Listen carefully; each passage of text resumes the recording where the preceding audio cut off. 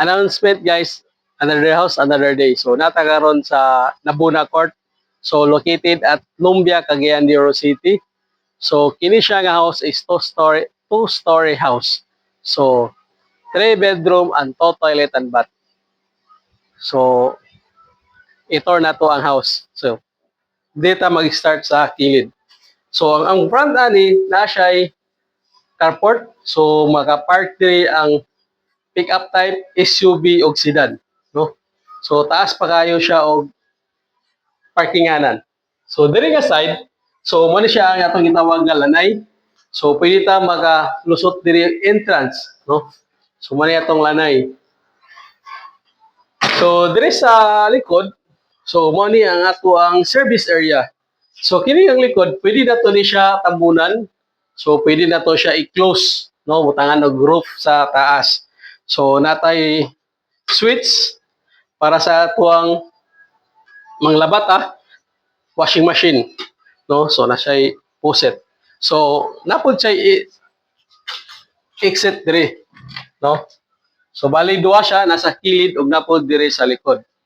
So adto ta sa front, dito ta mo entrance. So balik ta dire sa front kay dire ta mag entrance sulod.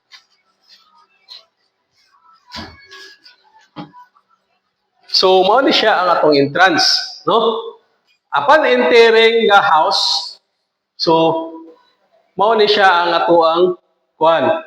Mao ni ang ato ang living area, no? So ang nakanice ani nga kuan, nakanice ani nga balay, so nakatiles na siya. So wala na kay angay buhaton na ni. Pag move na lang yun, once nga ma-approve ka sa bank. So na siya sink diri, so nakatiles na pud siya. So nabutay toilet and bath diri. So ang atong toilet and bath diri naka-tiles na, complete na siya upon delivered ani nga balay.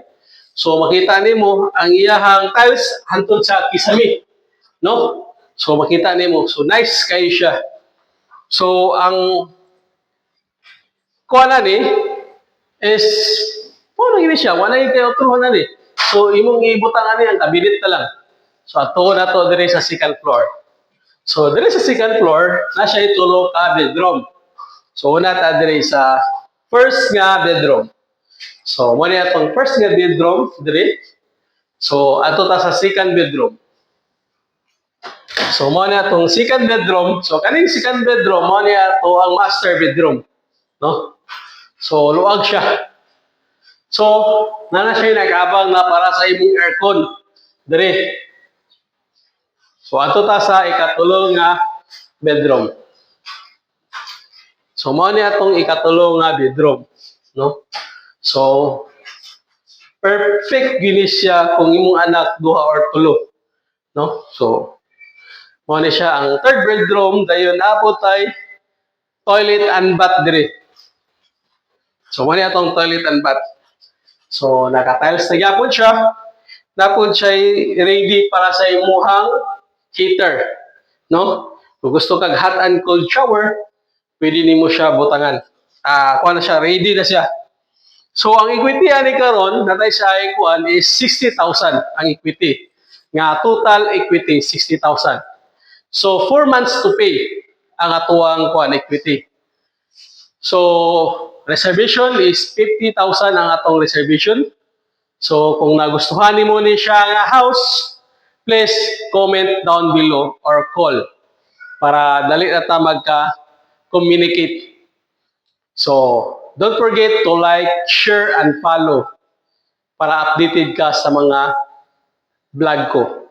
So thank you again.